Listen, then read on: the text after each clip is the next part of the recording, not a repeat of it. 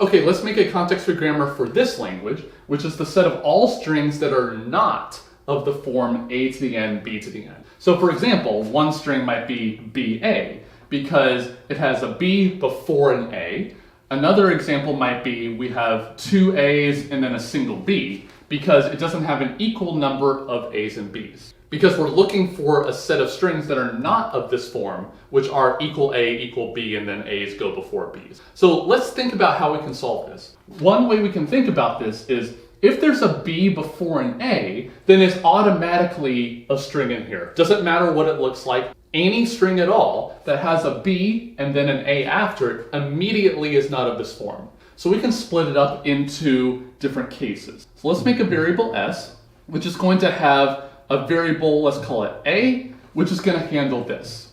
And I'm going to add more to variable s here. So a is going to handle any string that has ba in it somewhere.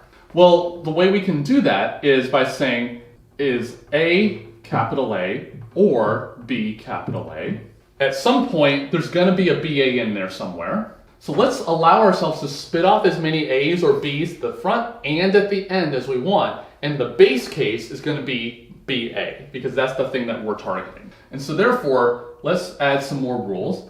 Capital A, little b, and then the base case is going to be little b, little a. And so capital A is going to make every possible string that contains a BA in it because this is the base case. And these four rules right here allow us to do whatever we want on the left and whatever we want on the right. Okay, well, what are we going to do in the other case? Well, what is the other possible case? The other case is when these two numbers, where the a's do come before the b's, but the counts don't match up. Okay, so for instance, if we have a string like this, we can have a bunch more b's than a's, that's allowed. As long as they're not the same number, then that's all that we want.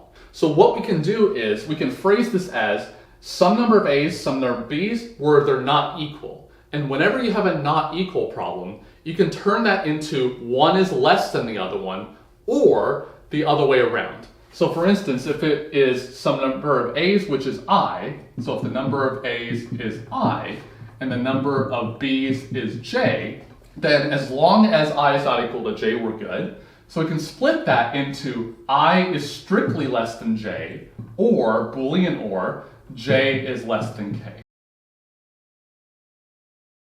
So let's handle each of those separately. So I'm going to have a variable b sub I less than j. So this is going to handle the case where there are fewer a's than b's. So what that means is that every a is going to match with a b, and there are some more b's, at least one more. So let's go ahead and match those up. So little a, little b, and then capital B I sub. So this rule right here is going to make an equal number of a's and b's, but we want the base case to handle making at least one more b. So let's make a variable just for that called x sub b, and that's going to be the base case here. So here, the base case for this is going to be a single b, but we can allow ourselves to make more. So x sub b, and then the actual character b. Notice the subscript is just part of the name. So that will allow us to make an equal number of a's and b's, and then as the base case, make at least one more b. So that handles this case. So we need to add a rule up here that says either we have a b before an a, which is what this variable is right here doing, or we have that I is less than j, so we have that. Or it's the case that the other way is true, that I is bigger than j. So I bigger than j. It's getting a little crowded up here. So let's make a variable for that, I bigger than j. So making this variable, we need to have an equal number of a's and b's, and then spout off at least one more a. So let's do the similar thing that we did up here. And we got to be sure that we're referencing the right variable right here. So notice it says I bigger than j here, b. Or, and then now I need to spout off more a's. So I need to make a variable that spouts off more a's. So x sub a goes to little a, or x sub a. Okay, so now we have treated every possible case. It is either the case that there is a BA somewhere in there, or if there isn't, then the number of A's is less than the number of B's, or the number of A's is bigger than the number of B's. So this is a context-free grammar for the set of all strings that are not of the form a to the n, b to the n.